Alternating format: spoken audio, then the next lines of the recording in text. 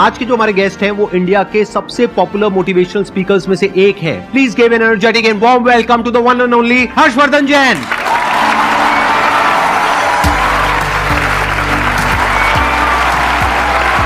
क्या हाल चाल जी?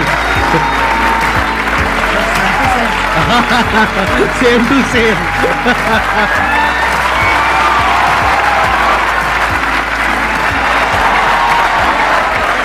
प्लीज हैव अ सीट, बैठिए। आप में से कितने लोग जानते हैं इनको, जिन्होंने कभी ना कभी इनकी कोई ना कोई वीडियो देखी है? सब जानते हैं सर, आपके सारे फैंस बैठे हैं यहाँ पर। तो अपना Q&A सेशन स्टार्ट कर। सर जैसे कि हम किसी पे ट्रस्ट करते हैं, बहुत ज़्यादा ट्रस्ट करते हैं उस पर, और मतलब उसके साथ हम हर कुछ शेयर करते हैं, चाहे हमारा फैमिली में है, कोई फ्रेंड में है, कुछ भी हो।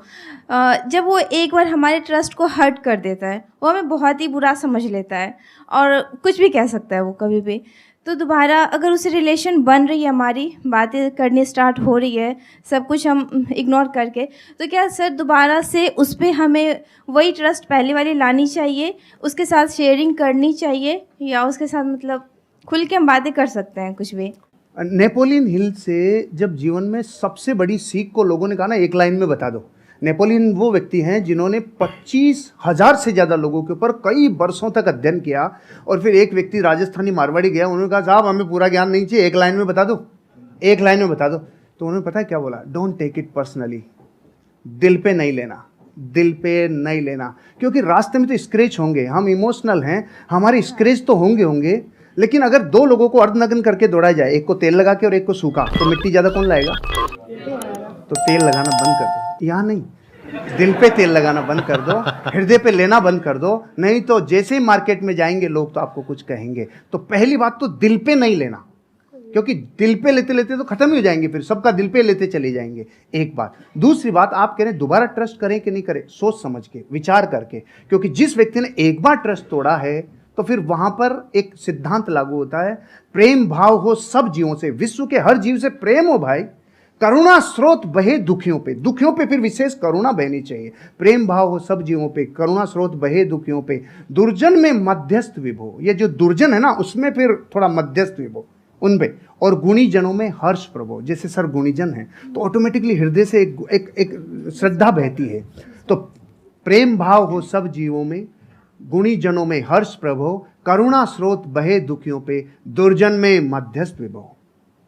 दुर्जन से थोड़ा दूरी बना के रखिए, आगे बढ़ जाएंगे। ट्रस्ट तोड़ने का मतलब क्या?